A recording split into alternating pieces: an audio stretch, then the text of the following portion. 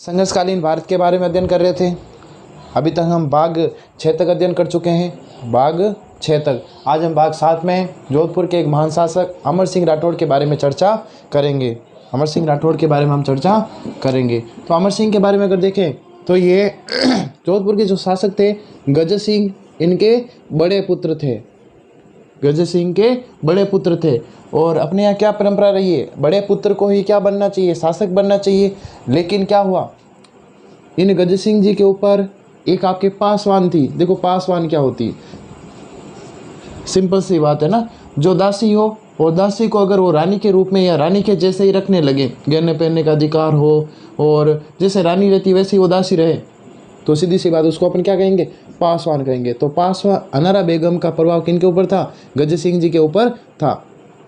इसी के प्रभाव में आकर इन्होंने देश निकाला दे दिया किनको, मतलब अपने क्षेत्र से बाहर निकाल दिया किनको, अमर सिंह जी को। यहाँ तक बात क्लियर हो गई होगी भाई, सिंपल सी बात है। हम अमर सिंह जी के बारे में पढ़ रहे हैं। जोधपुर के शासक गज सिंह जी के बड़े पुत्र थे, लेकिन पासवान अनारा बेगम के प्रभाव में इनको क्या कर दिया, देश निकाला, मतलब यहाँ से जोधपुर से क्या कर दिया, बाहर निकाल दिया।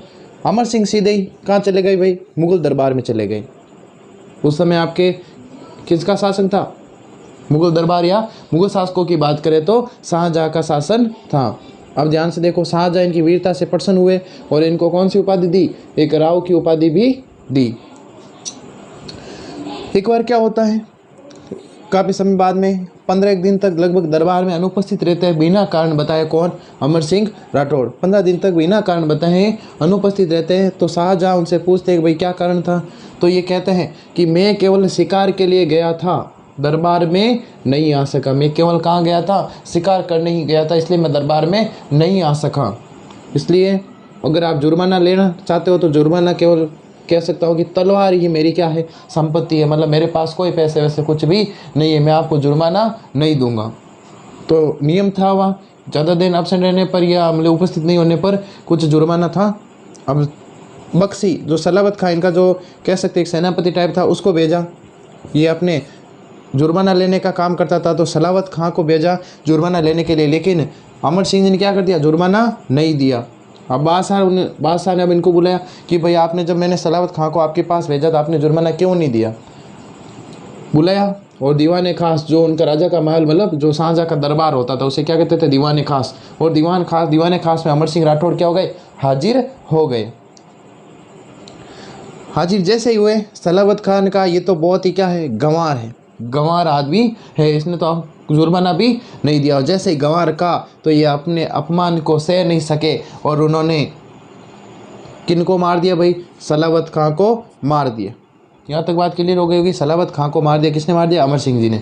और इन्होंने गुस्से में शाहजहाँ पर भी क्या कर दिया, आक्रमण कर दिया कि अब मैं तुम्हें भी लेके डूबूंगा, मैं तुम्हें भी क्या कर दूंगा, अब मार दूंगा। आगे चलते देखो, बादशाह जनाना महलों में भागे।